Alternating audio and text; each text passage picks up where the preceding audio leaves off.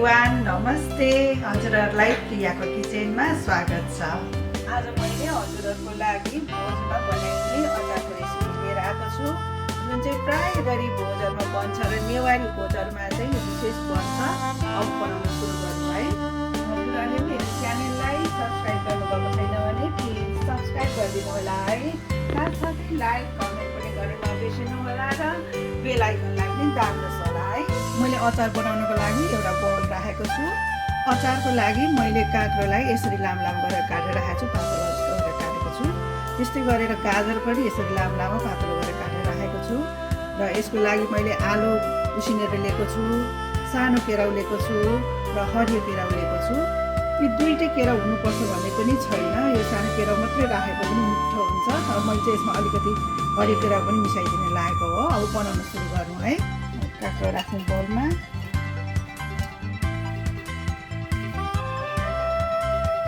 गाजर पनि राखिदिउँ,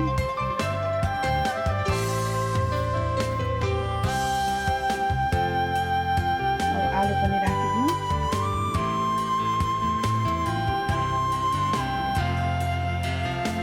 त्यसपछि केराउ राख्नु,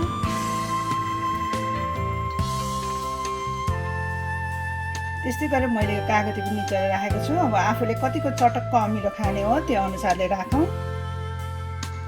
मैले आलसलाई पिसेर लिएको छु। तपाईँहरूलाई अब तिल मनपर्छ भने तिल राख्नु भए पनि भयो, आलस राख्नु भए पनि भयो। मलाई चाहिँ आलस एकदम मनपर्छ, खानको लागि पनि राम्रो हो, हेल्दी हो यो।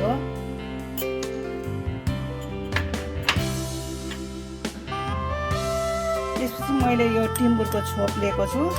यस्तो छोप छैन भने आफूले टिम्बुरै पिसेर राखे पनि भयो होइन। मैले चाहिँ यो रेडिमेड छोप लिएको छु, यो पनि राखिदिउँ। अब यो खोर्सानीको पाउडर पनि राखिदिउँ।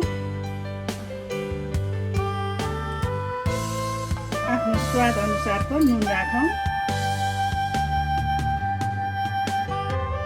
मैले हिट अन गरेर प्यान राखिसकेँ। प्यान तातिसकेको छ, तेल राखौँ। तेलमा तोरीको तेल राख्नुहोस्, अचारहरू मिठो हुन्छ। मैले दुईवटा हरियो खोर्सानी काटेर राखेको छु, यो अचारको माथि राखिदिउँ। तेल तातिसकेको छ, मेथी राखिदिउँ। अब हिटलाई अफ गरेर यसमा बेसार राखिदिउँ। खोर्सानीको माथि झाल्दिउँ। यसरी खोर्सानीको माथि तेल झाल्दाखेरि चाहिँ हामीलाई अब त्यो प्यानमा राखेनौँ भने यो खार पनि आउँदैन खोर्सानीको। यो खोर्सानी खाँदाखेरि पनि टोक्दा क्रुम हुन्छ। त्यसैले म जहिले पनि यसरी झाल्छु। अब अचारलाई राम्रोसँग साँधौँ। म चाहिँ हातैले साँध्छु। अब हजुरहरूलाई चम्चाले साँध्नु मन लाग्छ भने साँध्नु भयो हुन्छ, र म चाहिँ ग्लोभ लगाएर अचार साँध्छु जहिले पनि। अब आलस पुग्यो पुगेन हेर्ने, पुगेको छैन भने थप्ने। अनि यो थोरै आलुलाई यसरी मिची पनि दिन्छ।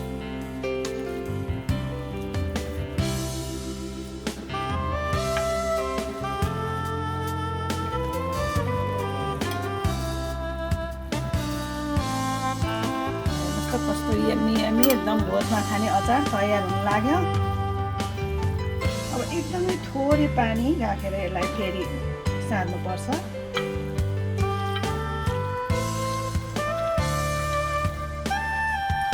लास्टमा हरियो धनियाँ काटेर राखेको छु, यो पनि यसमा राखिदिउँ र साँधिदिउँ यसलाई पनि।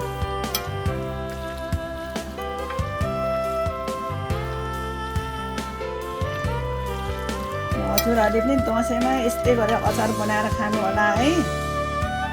मेरो रेसिपीहरू हजुरहरूलाई कस्तो लागिरहेछ मलाई कमेन्ट पनि गर्नु होला है।